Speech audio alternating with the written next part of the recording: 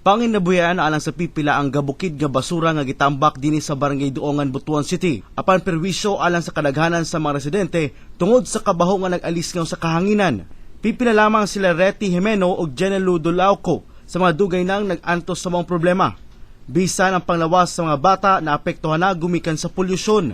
Grabe gud ma'am ang baho sa basura sa tuwing magbungkal diha kay bay magbuldos ang basura diha diri gyud sa amo paingon nya karon ang among health apektuhan sakit na among diri murag for how many years na gyud ni ang promise ni Mayor February man daw katong 2011 pero wa man gyud mahinay hangtod karon. Labay na mo din ha ba sakit sa ilong niya kasi pag magbuldos sila kami may pinakaduol diri sa basurahan so bahoan jud namo.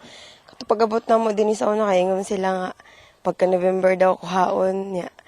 Pila na ka November nila bay.